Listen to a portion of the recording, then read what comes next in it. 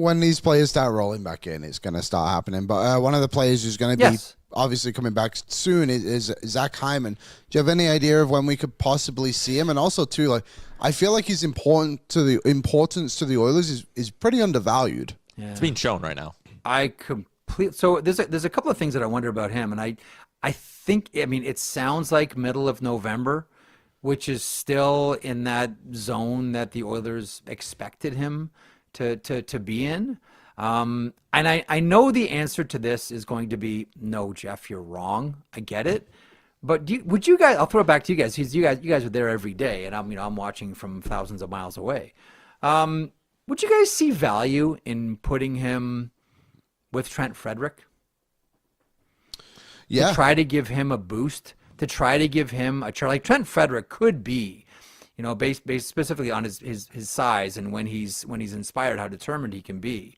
Do you think that there would be value in putting him with Trent Frederick to try to get him going? Like when he's moving his feet as an F1, if he can get there fast enough and can win puck battles, I mean, that's the guy that they want, right? Is he getting there as fast as Edmonton wants? No. Is he winning enough puck battles that Edmonton wants? No. But I do wonder how much, putting Zach Hyman with him could help him. You know what I mean? Like, do you think there's any value in that? Like, we all know that he's going up top six. Like, we all know that. But would there be any value in starting him off by playing him with Frederick?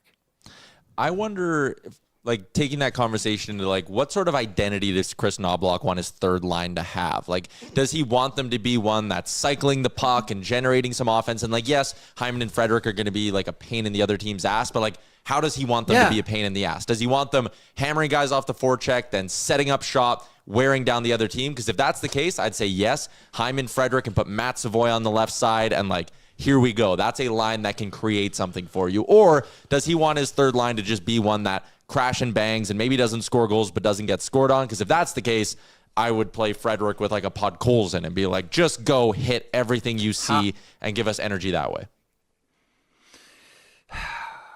What is, I'm not going to say the most important line, although you can point to plenty of examples, either Tampa or Anaheim, or maybe even last year with the Florida Panthers.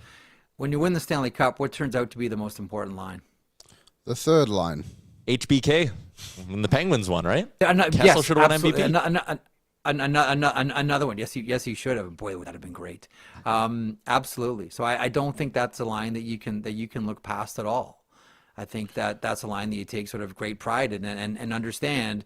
If the top six are playing 50-50 with the other top six on the other team, what does that leave open? And that's your area to exploit whomever you're playing against. I don't know. Like I think we all expect Hyman to go up top six. I just wonder if there's any value in, just as an investment in Trent Frederick, put Hyman with him, at least for a little bit of time. That's what I would wonder about. Do you know, it's interesting, Jeff, that you brought it up and kind of triggered for me. Hyman played, I just pulled up, almost half the playoff games last season with Evander Kane, which is somewhat of like a similar situation. Obviously, Kane just didn't play the season, but they've clearly shown a willingness to move Hyman away. And also, too, Corey Perry just took over that role on the power play, too. Yeah. And like the thing about Hyman, too, is like he's one of the most versatile guys, and coach's dream, tough to lose a line matchup, and doesn't complain. Like some guys would come back and say, like, I'm playing with Connor. Like, that's my spot. I'm playing with Connor. One of the luxuries of having someone like Zach Hyman, who doesn't take anything for granted in his career, he's a plug-and-play guy. You want to play third line? Great. You want to play up McDavid? That's great, too. I'll do whatever it takes to be successful with the Edmonton Oilers. I'm sure you can tell by now that Zach Hyman's one of my favorite hockey players. All the time in the world for him. And a lot of it goes back to, I remember watching him in junior hockey in the OJHL, playing with Hamilton, shoot the lights out. He goes to Michigan, and that game doesn't work anymore. And it was Red Berenson that said, like, son, you need to develop a secondary game. You need to we need to figure out a different way to play, because you can't play the way that you did in the OJ here for the Wolverines. You need to figure something else out. And that guy has gone and recreated himself a number of different times. And now he can be successful playing whichever way you want. Is foot speed where you want it? Well, he's not Connor McDavid, but he gets around a lot better than he did when he started, and a lot better than when he was playing with the Wolverines.